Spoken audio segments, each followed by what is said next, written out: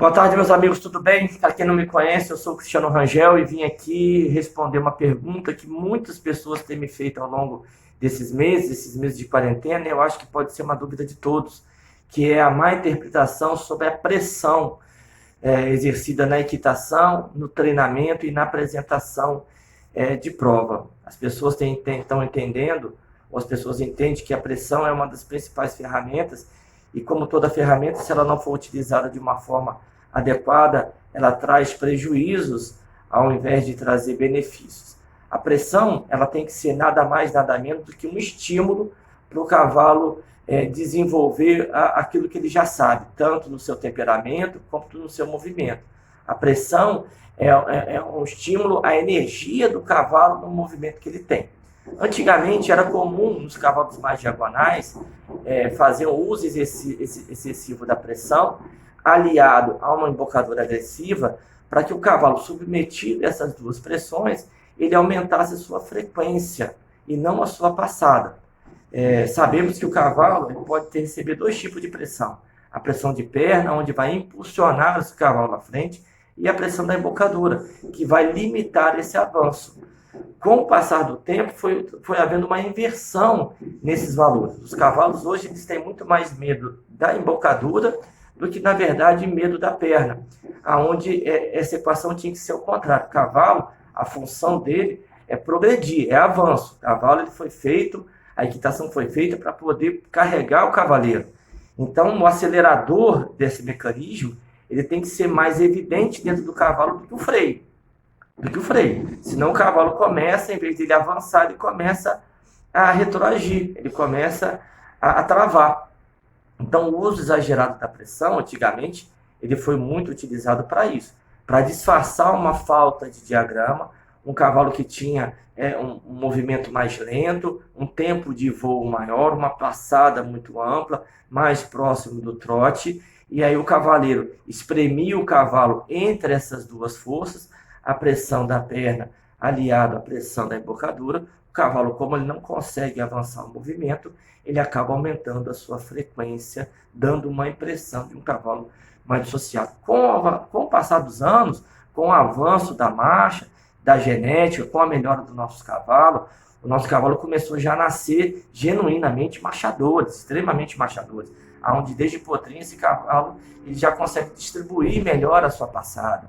Ele tem maior tempo de apoio ao solo. Esse cavalo fica mais em contato com o solo do que em suspensão, diferentemente do trote, onde o cavalo fica mais em suspensão do que em contato com o solo.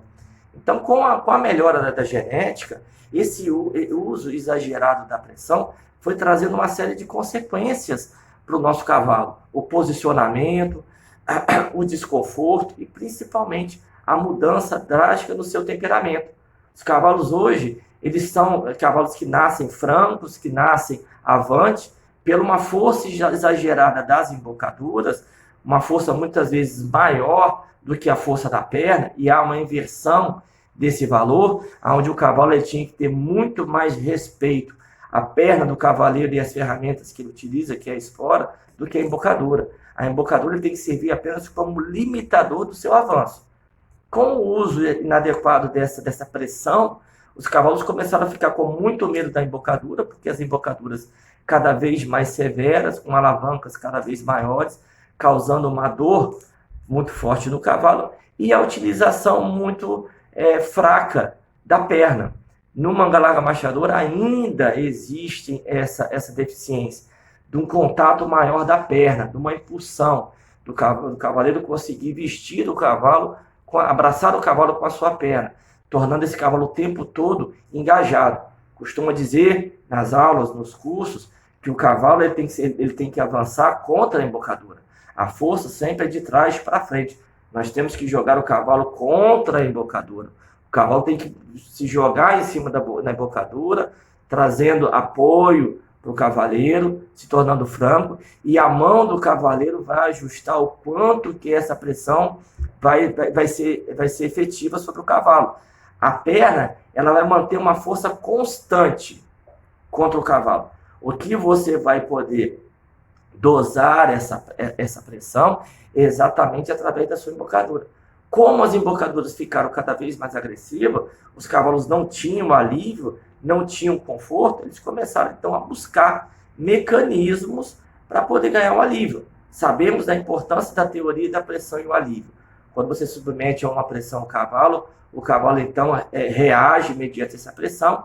Após a execução da sua tarefa, você tem que dar o alívio. O cavalo começa a entender que toda vez que ele executar uma tarefa, ele vai ganhar um alívio. Como ele não ganha o alívio nesse aumento de pressão, nessa busca do aumento da frequência, o cavalo começa a buscar o alívio encapotando, onde o cavalo hiperflexiona, trazendo o seu chanfro cada vez mais para a linha da vertical, até às vezes atrás da vertical, para poder ganhar um alívio que o cavaleiro não dá. Consequência disso tudo, os nossos cavalos hoje têm muito mais medo da embocadura do que medo da perna. E qual é a outra consequência que isso gera? O cavalo, em vez de ter coragem de avançar, tem que ter coragem de romper, esses cavalos eles começam a ficar cada vez mais inibidos, cada vez mais com medo desse avanço. Como a perna do cavaleiro é uma ferramenta pouco utilizada, como a espora é uma ferramenta pouco utilizada, como a região da costela do cavalo é uma região que sente menos dor do que a boca, o cavalo opta sempre em sentar na perna do cavaleiro, como a gente chama na equitação. E na verdade tinha que ser o contrário, esse cavalo tem que ter medo da perna e respeito à embocadura. Hoje a equação é totalmente o contrário. Os cavalos têm medo da embocadura e não tem quase nenhum respeito à perna.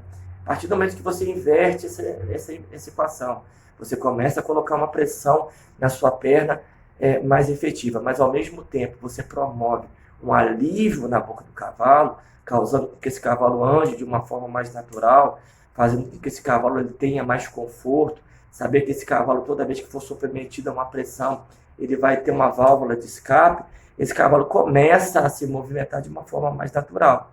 Ele vai apresentar um movimento que ele realmente tem. É por isso que na prova de marcha hoje se fala tanto da rédea livre, por isso da introdução da rédea livre, onde o cavalo ele vai estar avante, submetido a uma força da perna do cavaleiro, a uma pressão que vai apenas potencializar a sua energia, a sua postura, mas ao mesmo tempo ele tem uma liberdade na sua embocadura. Com isso, os cavalos hoje eles trabalham muito mais natural, muito mais francos, os cavalos eles rompem com mais facilidade do que aqueles cavalos que por uma má equitação ou por um uso exagerado da pressão, os cavalos começam a encapotar e ficar com medo de avançar. Lembre-se que a pressão ela não é apenas feita pela perna. A pressão maior e o maior desconforto que o cavalo tem é através da embocadura. E isso as pessoas não estão se atentando. O cavalo, quando começa a ficar com medo exagerado da perna, a primeira coisa que muda é o seu movimento. A passada dele começa a ficar menor. Segunda coisa que vai interferir é no seu temperamento. É um cavalo que ele pode até ter um temperamento muito sanguíneo, mas o medo de avançar vai fazer com que esse cavalo se retraia. Terceira coisa, no seu estilo, na sua atitude. É um cavalo que vai começar a ficar encapotado, é um cavalo que vai começar a ficar envelopado, é um cavalo que vai começar a ficar retraído, com medo do avanço natural. E todos esses recursos são que nós buscamos hoje dentro da seleção do Manga Machador. Nós buscamos animais francos, nós buscamos animais avantes, nós buscamos animais com atitude, mas ao mesmo tempo que o cavalo que tenha um movimento natural, um movimento de qualidade. A busca hoje de um cavalo de marcha não tem que ser através da equitação. A equitação não mais transforma cavalo em marchadores. A equitação hoje ela está muito mais voltada para uma fisioterapia, onde você vai dar condições do cavalo exercer o movimento que ele tem. A equitação e o treinamento de prova hoje é muito mais focado em dar uma fisioterapia, onde você vai dar condição física do cavalo desenvolver a marcha. Você vai promover alongamentos, você vai promover extensões, você vai promover curvaturas, você vai trabalhar as espadas para você corrigir assimetrias, você vai trabalhar em curvaturas para você fazer trabalhos de engajamento, onde você consiga, através do seu diagnóstico, perceber qual a ferramenta necessária para o treinamento do seu cavalo. A partir do momento que você equilibra o seu cavalo, que você deixa seu cavalo flexível, que você deixa seu cavalo elástico, e principalmente que você deixa o seu cavalo encorajado para avançar, esse cavalo com certeza ele vai ter um movimento enérgico, ele vai ter uma troca rápida de apoio, porque ele é franco, ele tem coragem de avançar. Então, tome muito cuidado com esse trabalho, com esse uso exagerado da pressão.